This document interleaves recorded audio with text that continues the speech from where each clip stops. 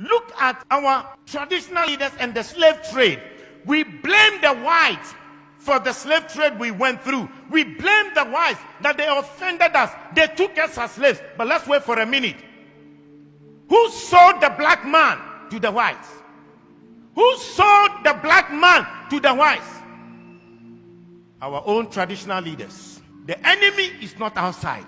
The enemy is within. If we are asking the Europeans to pacify us and also to apologize to us, our traditional leaders must be the first to apologize on behalf of their ancestors for the evil they have done against their fellow blacks. Look at our attitude towards the environment and the destruction of our water bodies. All our river bodies have turned into dark brown. And you know what they said? In the next 20 years, if we don't stop this illegal mining, Ghana, we will import water to drink. Yet we don't care. And Chinese, they will come from their country into our forest, destroy our forest, destroy our land, and illegally mine and damage our waters. How can they come if the traditional leaders didn't give them permission to do that? And in one instance, while they were dead, our military went there to protect them. Our own military that is supposed to protect us rather protected the foreigners to destroy our water and destroy our forest.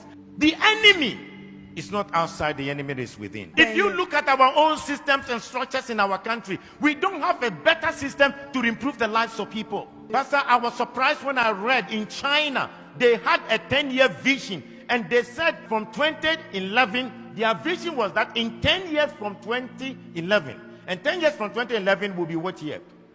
This year, 2021, that they will raise over 20% of the people to become multi-millionaires. Now in 2021, they have 1.8 million Chinese who are multi-millionaires in China, and they are between the age of 40 to 50 years. Multi-millionaires. The government intentionally decided that they would make sure they will have 20% of the population multi-millionaires. They also agreed that they will make sure that they will lift up the poorest of the poor.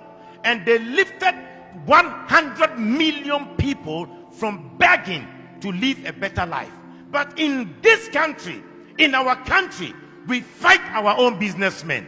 Our government will fight our business people. When they know that your business is thriving, and they know that perhaps you are not sympathetic towards the running party or the ruling party, they will fight you, collapse your company, and make you poor. When in China, they want to make the people rich. In Africa, we want to make our own people poor. The enemy is not outside. The enemy is within. Look at our African leaders. How much they stole, the money they stole away. We are told in Gambia, Jamal Yaha, he stole 11 million US dollars from his own country, Gambia. Sani Abacha stole between 1 billion to 5 billion dollars out of Nigeria. Hosni Mubarak stole 17 million US dollars in 8 years. The enemy is not outside. The enemy to our own progress is within. Look at our presidents, the presidents who were fighting for our independence, what we did to them. In Togo, the man who fought for the independence of Togo, called Sylvanus Olympio, when Togo got independence, he decided that they would not use the French franc, the French CFA. They decided they will have their own Togo currency. And you know what? They used Iyadema to kill him and to get rid of him. When Olympians wanted to make Togo great, the enemy within, the Judas within, killed him.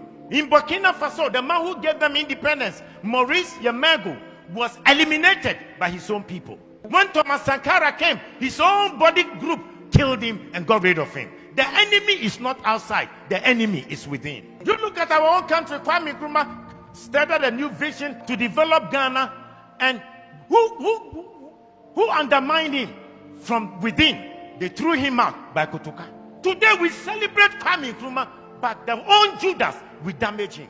I pray that the man who organized that coup to betray Kwame Nkrumah, and for us to name our airport after him, Kotoka International Airport, I think we should start a national conversation to change the name of the Kotoka International Airport, because as long as that name is, we have endorsed coup, we have endorsed enemies that will fight the progress of our nation. We must change the name of Kotoka International Airport to Kwame Nkrumah International Airport.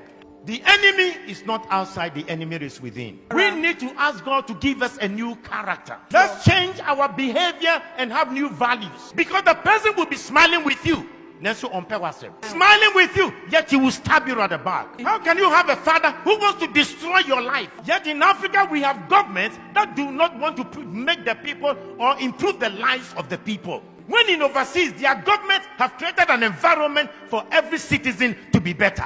Why is it that our governments can't think about the welfare of the citizens? And we kill the businesses of our own people?